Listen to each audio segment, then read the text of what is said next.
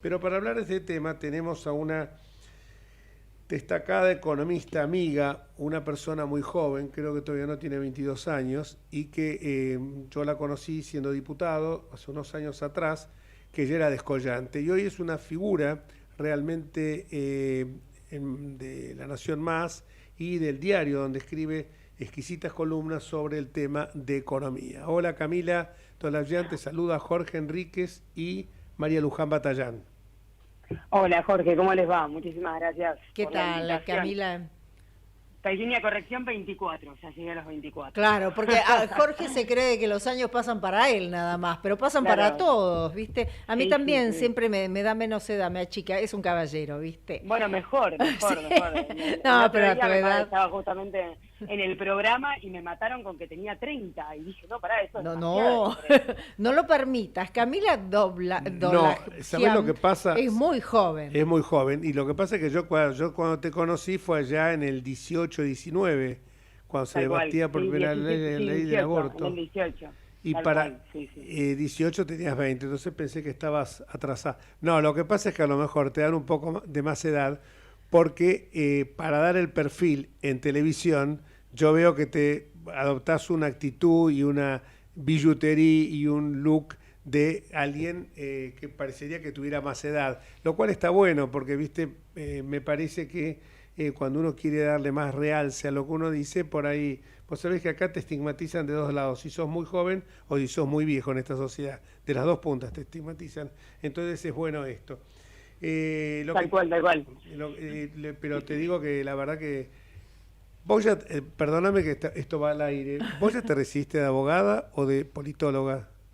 De politóloga, tengo un máster en periodismo, especializada en periodismo económico, y me quedan aproximadamente 8 meses para ser abogada. Un poco Tres Realmente, de... carreras a la vez, anótenlo, tres carreras a la bueno, vez. esta es la gente que va a construir la Argentina. Estos son los jóvenes que son brillantes y que son los que debemos todo el tiempo estar alentándolos, acompañándolos y conteniéndolos, porque esta gente que se está preparando tienen que ser los futuros dirigentes. O sea, yo ya te apuesto para que seas una futura dirigente, porque Camila, es una necesidad que tenemos de gente formada.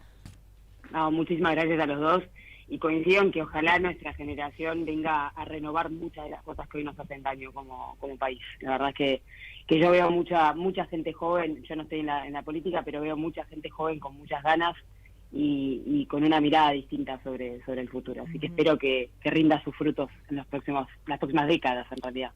Ya lo creo. Camila, obviamente, como te decía Jorge, ¿no? Estamos muy asustados. Acaban de dar el índice de inflación de agosto, que es del 7%. No hay Tal cual. manera que bajen los índices y la inflación de 3 dígitos pareciera que va a ser el regalo de fin de año, lamentablemente, que vamos a tener, ¿no? No, mira, María, la verdad es que yo ya te diría que es una realidad el 100% de inflación de cara a diciembre.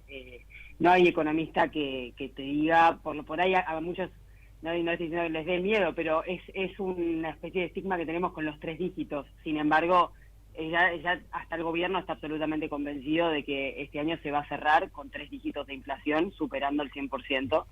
Vos fíjate que el último relevamiento de expectativas de mercado se hace entre un conjunto de consultoras económicas, y la que invocó, digamos, más cerca la inflación del año pasado proyecta ya 99,4%. Y acá, ¿por qué importan esos 0,6 puntos? Que es muy poquito. Porque en los últimos meses, estas expectativas se renuevan mes a mes, y en el último mes había sido de 4,6 puntos porcentuales menos que esta proyección. Es decir, que si vamos en un crecimiento de expectativas de más o menos 5 puntos porcentuales por mes, en realidad estaríamos cerrando el año prácticamente con 115% de inflación. Hay que ver si se desacelera un poco. Por ahora no parece. Tal cual como vos mencionabas, el dato de inflación de este mes es 7% y la inflación núcleo del 6,8%, lo cual te da cuenta de la dificultad que se va a tener para desacelerar los niveles inflacionarios. Y ni hablar de algunos rubros en particular, que si quieren los podemos ver, que ¿Cómo ya no? llegaron al 100% de inflación, digamos. Contanos, por Eh, favor. Bueno, tenemos varios rubros y varios productos. Como rubros, las prendas de vestir y los calzados, tal cual como les comento, ya llegaron al 108% en lo que va del año, digamos. Perdón, me refiero al interanual, ¿no? O sea, a agosto a agosto. 100% en ese periodo se estima que va a estar, obviamente, muy por encima del 100% de acá a fin de año. También ocurre con varios productos, como por ejemplo los pañales, que están en el 146,8% de aumento. Entre enero y agosto es esto, ¿eh? O sea, en los primeros 8 meses del año, los pañales aumentaron 146,8%. Los huevos, 131,5%. El azúcar, 129,2%. ¿Qué quiero decir con esto? Son insumos básicos de vida. Y la pregunta acá más importante... Estás hablando en estos tres casos, perdón, Cami, en estos tres casos estás hablando de inflación en los 8 primeros meses del año. Huevos, pañales, y el otro era... azúcar. Y hablaste del tema indumentaria, que el tema indumentaria también a mí me hace un poquito de ruido porque yo sé de que tenían algunos beneficios fiscales, no sé si los siguen teniendo, pero no el rubro zapatos estoy segura que no, pero sé que había beneficios fiscales respecto del tema textil, ¿no? Sí, lo que hay es incentivos a las economías regionales donde se producen algunos de los hilados, algunas de las materias primas que nutren al sector. Pero la verdad es que la explicación que dan desde el rubro para intentar justificar estos aumentos muy por encima de los niveles generalizados, tienen que ver, continúan siendo la guerra en Ucrania, el impacto de los precios internacionales. La verdad es que no cierra por ningún lado, es un tema muy discutido, porque incluso hay varios dirigentes del rubro que son muy cercanos al gobierno, y sin mencionar en particular. Pero es un tema, el tema de la ropa y el calzado es un tema muy polémico, porque es un sector que está muy protegido respecto a las importaciones, por supuesto, y donde incluso se registran faltantes en algunos productos por las limitaciones para importar, como por ejemplo los calzados deportivos.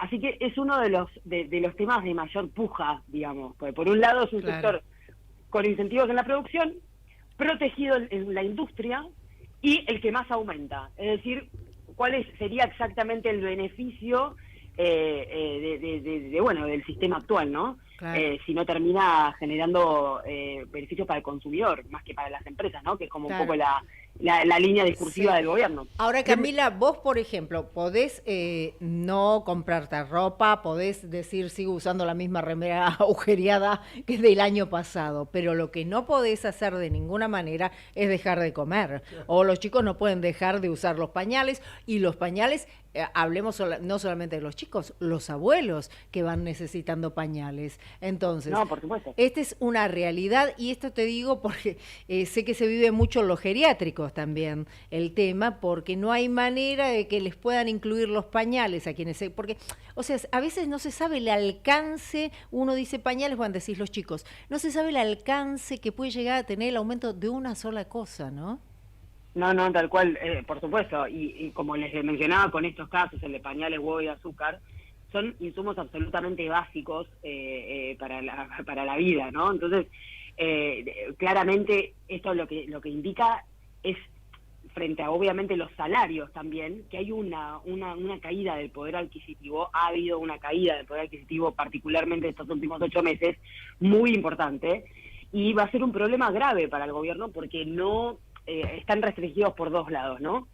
Por un lado, por la meta del déficit fiscal, que por lo menos Sergio Massa repite como loro que la quiere cumplir, que la va a cumplir, mejor dicho, y eso implica refrenar las paritarias y los reclamos sindicales de mejoras salariales, que se vienen en su mayoría en octubre, digo, para ir anticipándolo.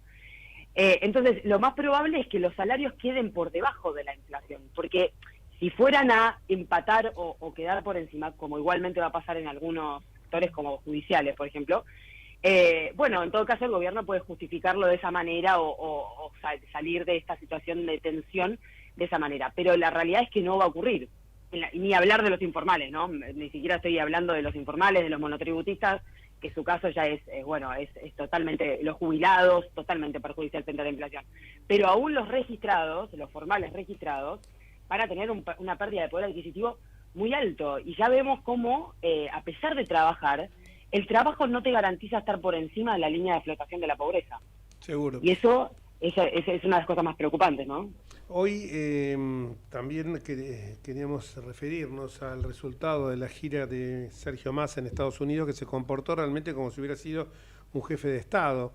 Llegó a lugares donde Alberto no había llegado, como por ejemplo a la Casa Blanca, pero me da la sensación que esto también, como diríamos vulgarmente, fue fulbito para la tribuna, porque lo que se logró, a mi juicio, es simplemente ganar tiempo. Lo que se logró es, por ejemplo, están hablando de que se adelantó la liquidación de granos, se adelanta la percepción del pago del impuesto a las ganancias. Este adelanto que se está haciendo es pura y exclusivamente anticipar en el tiempo, pero lo que entra hoy de ingresos para la arca del Estado no va a entrar dentro de 2 meses, no sé si me explico. Por un lado eso, y por otro lado, que no hubo una reestructuración real de la deuda, sino solamente una procrastinación de los plazos, y porque si nosotros hubiéramos reestructurado la deuda nos permitiría a lo mejor entrar, volver al mercado de capitales y acceder al crédito, cosa que no está ocurriendo. Entonces me da la sensación que esto que nos dieron, como está, a mi juicio, estos, no sé, 1.000 y pico de millones de dólares, que son de libre disponibilidad, se van a ir como el agua entre los dedos, ¿no? Sí, claro, sí, a ver, la visita de Sergio Massa tuvo 2 partes. La primera fue, 3 partes podríamos resumirlas así. La primera fue la búsqueda de inversiones, estoy haciéndolo de menor a mayor importancia en la agenda de gobierno, ¿no? ¿Cómo le fue ahí? Vamos redondeando y me gustaría que me dijeras. Tal cual. Esto, fue a la gira, buscó capitales. ¿Qué encontró? Por ahora ninguno confirmado. No se llevó ninguna inversión confirmada. Y las más importantes eran las inversiones necesarias para Vaca Muerta, no solamente para petróleo, sino también para gas. Porque mientras se avanza en el gasoducto, crece la preocupación de, buenísimo, vamos a tener el gasoducto, pero ¿qué gas llevamos por el gasoducto? Se requieren inversiones. Entonces no hubo ninguna confirmación, no hubo ninguna inversión confirmada a partir de la visita de Sergio Massa. La segunda parte tenía que ver, y acá sí hubo algunas buenas noticias para el gobierno, con los pedidos de asistencia financiera en los organismos internacionales como el Banco Interamericano de Desarrollo. Ahí algo se llevó, un alivio. Y la tercera, y la más importante obviamente, era la reunión con Georgieva del FMI. Y acá hay un detalle interesante. Esa era la frutilla del postre, esa era la frutilla del viaje. Pero no se fue con un sí. Digo, Massa regresó satisfecho, pero no con un acuerdo, con un desembolso garantizado. No con un, buenísimo, vamos a girar los 4.000 millones de dólares correspondientes a haber cumplido las metas del trimestre.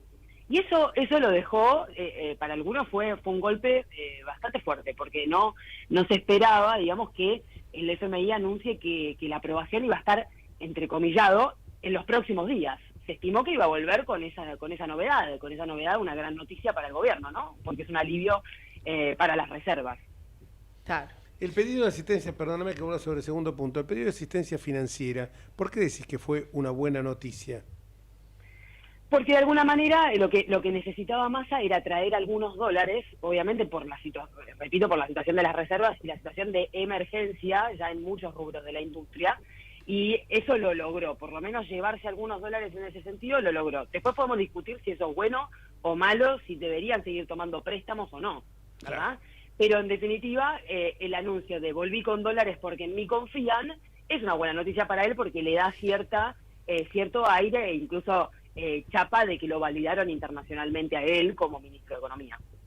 Sí, tiene gente que la verdad que lo ha acompañado en esto, como Gustavo Martínez Pandiani y Jorge Argüello, que son tipos bastante avesados y tienen relaciones aceitadas con la Casa Blanca, ¿no? Eso que hay que destacarlo.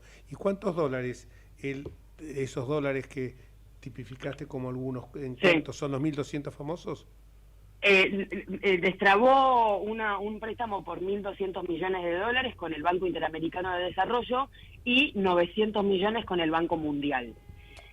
Y hay una cosa más, que esto me parece importante mencionarlo porque hay mucha preocupación al respecto, pero es una preocupación por lo menos en parte ficticio, o sea, no se corresponde con la realidad, que es que la política Massa tiene entre sus vertientes una cuestión de inspirar cierto temor o conciencia, digamos, respecto a las triangulaciones. Vieron todo este discurso de las triangulaciones en las importaciones y exportaciones, de las cuentas no declaradas, y se anunció, Massa dijo que querían firmar un acuerdo de intercambio automático de información con Estados Unidos. Actualmente la Argentina tiene un acuerdo de intercambio de información, pero a requerimiento, es decir, la Argentina tiene que explicar a la entidad bancaria en Estados Unidos porque está investigando alguna tal persona que tenga una Exacto. cuenta ahí, pero automático, no sé, pero quiero que lo digas vos, no sé si tal vez me equivoque porque vos sos la especialista, pero me parece que automático no va a existir nunca. Es muy probable que no, porque obviamente esto beneficia a la Argentina, ¿no? Porque no hay ningún estadounidense que venga a abrir una cuenta en dólares a la Argentina. Obvio. Esto beneficia a la Argentina. La Argentina no tiene confianza. La última vez que se intentó esto se filtraron datos. La verdad es que Estados Unidos mucha pelota no le va a dar a la Argentina en este requerimiento. Pero vos fíjate que fue otra de los pedidos o de los ítems de la agenda de Massa que no se confirmó. Como no iba a ocurrir, no lo pudo hacer ni siquiera Mauricio Macri, que tenía mejor relación, digamos, con Estados Unidos que el gobierno al frente de todos. Toda la vida. Pero bueno, lo menciono también para que veamos cómo también esta política Sergio Massa al frente del Ministerio de Economía tiene mucho que ver con intentar generar cierto temor, como también ocurrió con estos monotributistas que se van a Qatar. Hay todo un halo de una política más casi de expectativas más que de cosas en concreto, ¿no? Sí, claro, tal cual como vos lo decís, expectativas, como que intentan dar el título para que la gente diga, uy, no, yo soy monotributista, no, a ver si todavía se compra un pasaje, o sea, Claro. ¿cómo van a averiguar? Vos decís, me lo regalaron, vengo ahorrando desde hace un montón, vengo comprando, por ejemplo, $200 por mes, los que le permiten, o sea, no van a tener manera de hacerlo. Realmente es... Bueno, en eso Sí. sí quiero mencionar algo que es algo importante decirlo.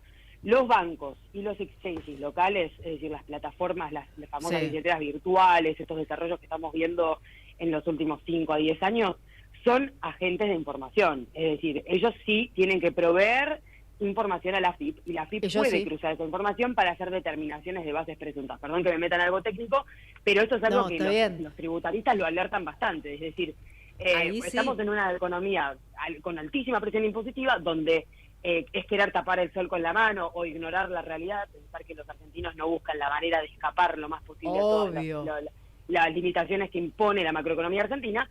Bueno, hay que saber que los bancos y las exchanges son agentes de información, y estos casos, los 451 monotributistas que se van a Qatar, los detectaron a través de las plataformas. Sí, ¿no? Sí, claro. Bueno, en este caso una plataforma bancaria, no una plataforma de moneda de exchange. Claro.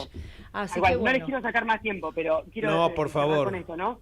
No, por favor. Lo que es percepción de riesgo, así le dicen. Percepción Es decir, vamos de a evitar ciertos comportamientos, porque al fisco argentino le va a cambiar agarrar a los 151 monotributistas que se van a Qatar. No. Vamos a solucionar la macroeconomía argentina con que dándonos cuenta que hay 151 personas con ingresos no declarados. Y no, claramente no. Pero lo que intentan imponer es una percepción de riesgo, para que menos gente lo haga. Bueno, vamos a ver si disciplinamiento con declaraciones lo llamo yo. Disciplinamiento con declaraciones de cosas que no van a hacer. Y más, y yendo a un refrán popular, mucho ruido y pocas nueces. Camila, Camila, gusto. un beso enorme nuevamente, charlar así como lo hemos hecho esta tarde. Un gusto, muchísimas gracias a ustedes.